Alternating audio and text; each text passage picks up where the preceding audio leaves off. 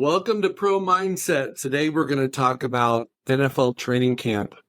We are going to have a series of a couple podcasts where we're going to talk about what training camp is like from the player's perspective, from a rookie perspective, from a veteran perspective, the mental challenges, the grit, the grind, and the glory of training camp, and the unfortunate. Just like Hard Knocks.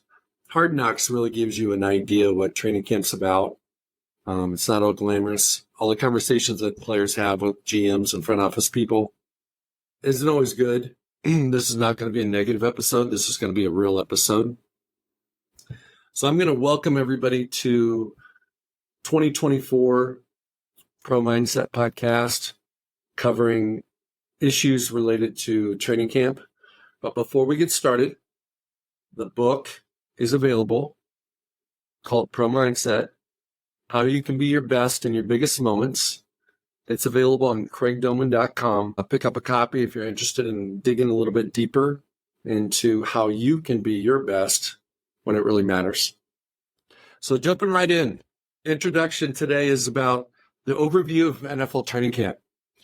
The NFL training camp is the ultimate meritocracy. You've got 90 guys that are going to show up. And when training camp is over, 53 guys are going to end up on the practice or on the active roster.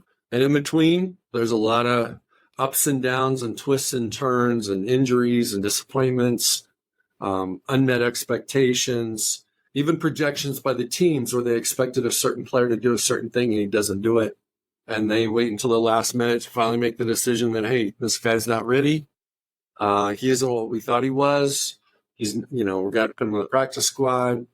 He might have a minor injury. They're going to put him on injured reserve and basically redshirt him. But I'm going to give you this perspective from a player perspective, an agent perspective, from a dad perspective. The week leading up to training camp, players have a honey-do list that's a mile long. If they don't have a significant other, they create their own list. If they have a significant other, it's all the things they wanted to get done before basically he's going to be gone for 5 months and really going to be gone for 5 or 6 weeks during the training camp time period. It's impossible. It's impossible to get everything done. We all do the same thing before we go on a big vacation. We don't get our sleep the night before because we're trying to get everything done that we didn't get done. These guys are doing the same thing. They have been training ever since OTAs on their own. Sometimes some guys stay at the facility where the team is. Most guys don't. Most guys go back to their primary residence, hometown, college town, depending on the player. And they have their own trainer. They've got their own program. And not everybody is training the same. Not every player is going to show up in training camp, for training camp, in the best shape of their life. Some guys are going to be perhaps in the best shape they've ever been. Other guys had distractions, unexpected situations pop up during the summer. Maybe we're nursing an injury, maybe a family situation, and they show up to training camp and they're just hoping that they can catch up. And they're hoping that coaches don't notice. And sometimes they don't, but most of the time they do. The conditioning test that doesn't tell a lot. It just shows that you're in sufficient shape to do some gassers, do certain things that different teams do. The real indication of whether a player is ready is really about week 2, week 3 of training camp. Anybody can get it out that first week. They can show up out of shape, and they're still going to be okay that first week. First few days, go without pads. Then they throw the pads on. These guys get a day off every 7 days. Leading up to the first preseason game. It's really when the mental pressure starts to set in. It's when the reps start decreasing. It's when they see their position slipping away. It's when the coach is giving more attention to one of their teammates than to them. That's when you weren't prepared, when a player's not prepared, it really shows up. Affects their sleep. It affects their focus during position meetings. And it affects their focus on the field when they should be taking mental reps and they're going through all the different worst case scenarios in their minds about, oh man, I need this guy to get hurt. I need this to happen if I'm going to have any chance to make the roster. Okay. So at the end of the day, the players need to show up in shape, but mostly they need to show up in mental shape to be able to handle the adversity, the obstacles, the unexpected circumstances, the changes that they didn't expect and just get blindsided by. Because if they can be strong mentally, they can overcome anything. Every one of these guys is a fabulous athlete. These guys are in the NFL for a reason. There's a lot of awesome, talented players that don't even get on the 90. So when you think about the 90, everybody thinks about, the Patrick Mahomeses and the Josh Allens and the superstar guys. But there's a lot of studs that play college ball that, for whatever reason, are not on the 90-man roster because they either didn't get a contract after the draft if they're a young player. If they're an older player, the teams those guys are going to be ready. They're going to be available. They're going to be in shape. They can call them the first, second, third week of the season and then come in and be ready to go. So they don't even bring them in for training camp. So every single year, there's always a number of players on every single team that didn't even go through a training camp, and they end up playing meaningful games in the regular season. So I'd like to kind of go through some of the excitement and anticipation that players have before training camp. Everybody they talk to, mom, dad, girlfriend, wife, brother, sister, best friend, college buddy, all those people. Are you ready? What's going to happen this year? Everybody wants the players to predict the future. Everybody thinks the players are fortune tellers and they have this crystal ball and they can kind of share, hey, I'm going to be great this year. I'm going to become a starter this year. We're going to win 12 games, whatever the case may be. These players have no idea. They have no idea. And what makes it really difficult for the players is they have no idea what the team's thinking. Even if the team tells them what they're thinking, there's a good chance that what the team told them isn't 100% accurate. Because teams generally don't tell the players 100% of the information. They tell the players the information that they want them to know, sometimes to build up their confidence, sometimes to light a fire under the butt, but they don't tell them all the information. So players don't know. So those questions by family members and friends and loved ones, the people in their inner circle, just mentally drag these players down. It's like, dang, every day, every meal, everywhere they go, every phone conversation can include a question from a loved one that says, what's up? What do you expect? And are you ready? I'm going to move into one of the most difficult things for players. It's when they show up for training camp. They pack their bags, they jump on a plane, they drive across the country, they drive across the city, they show up for training camp.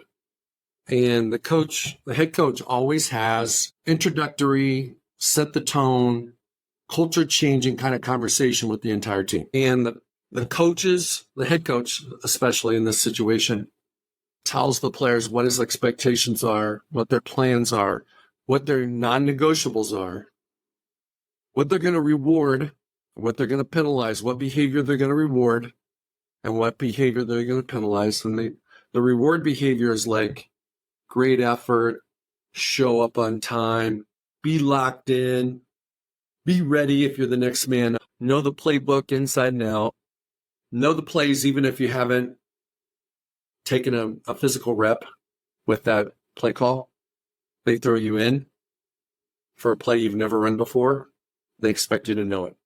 Generally, teams have a 14-day install period during training camp.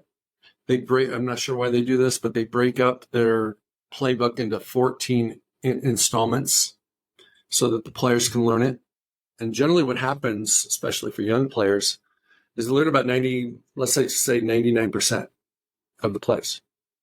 Well, that's not a big deal until it is, and it usually is a big deal a handful of days later, because now you have 2% of the plays you don't know, 3%, 4%, 5%. After 14 days, you don't know 14%. And that's a problem when you get in the preseason. That's a problem when you get into scrimmage situations. That's a problem when you get thrown in a team period with the ones and you've been running with the threes and they want to see how you do against the ones. It just so happens the play that the OC called, if you're on offense, was one of those 14% that you didn't learn. So what really kills young players is that they don't really sense how important it is to know every play completely, whether they got to know it inside and out, sideways, every which way you can look at it. And when they don't get an opportunity to run that play during the walkthroughs and the learning periods, they still know that play. So when they do get thrown in on surprise, they know what they're doing. They execute the play. Another aspect that I'll share is that training camp is a pro mindset revealer. If a player has a pro mindset, if he's not bringing his past with him, whatever happened last year, all those types of things, he's elevated his standards. He has a very clearly defined performance bubble for every practice.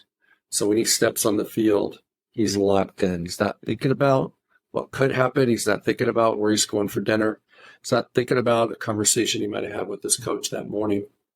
He's locked in or not. So the pro mindset revelation is once they get, hey, it's hot. They don't do these practices in indoor AC environments. They do them in hot environments on purpose. They do them outside. They do them in the middle of the day. They want to put as much duress and stress on these players as they can so that they can show who they really are. And when a guy doesn't have a pro mindset, he's distracted. He has fears, and he's responding to his fears. He's being regulated by his doubt. He might be lining up for a play, and instead of thinking about his responsibility, he's thinking about, what am I going to do if I don't do it? What's the coaches going to think, or what are the coaches going to do if I don't do it? And then the ball snapped, and then they got to do it. And it's very difficult to be your best when you doubt that you can be your best. So the pro mindset revelation really takes place in training camp and separates the guys that really have their act together mentally compared to the ones that don't. I think one of the other things with training camp, just generally speaking, is the big D word. The big D word is distractions. It is so challenging for players to stay locked in, to be in the moment. Today, we're just going to think about today. We're just going to think about the next meeting, the next walkthrough, the next practice. We're not going to think about what could happen at the end of training camp. So think about a player who goes through training camp, which is roughly 6 weeks. Let's just say it's 35, 40 practices, including games and whatnot. And they think about the potential outcome every single day.